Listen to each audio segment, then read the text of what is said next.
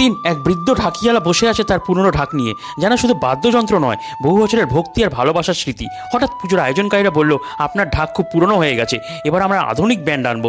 কথাটা শুনে বৃদ্ধ চুপ করে রইল। বাড়িতে ফিরে তিনি একলা বসে থাকলেন তার ঢাক নিয়ে।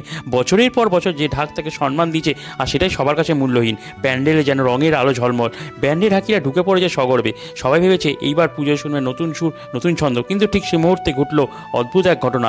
একে একে ছিঁড়ে যেতে লাগলো ব্যান্ডের ঢাকের চামড়া, তাল মিলল না, ছন্দ ভেঙে গেল।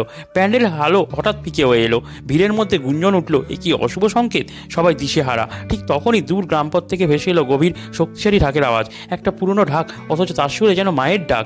গ্রামের লোকেরা দৌড়ে বেরিয়ে পড়লো সেই সুরের দিকেই। সবার মনে একটাই প্রশ্ন, এই সুর কার, কোথা থেকে আসছে? প্যান্ডেলে এনে দাঁড় করানো হলো বৃদ্ধ ঢাকিয়ালাকে।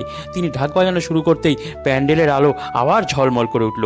তিনি মায়ের সামনে হাঁটু গেড়ে বসে পড়লেন, ঢাকটা পাশে রেখে বললেন, মা, তোমার কৃপা না থাকলে আমার ঢাকে এমন সুর উঠত কী করে? এরপর থেকে গ্রামের দুর্গাপুজো শুরু হয় তার ঢাকের তালেই। তাই মা দুর্গার অলৌকিকতা বিশ্বাস হয়ে থাকলে লাইক আর সাবস্ক্রাইব করো।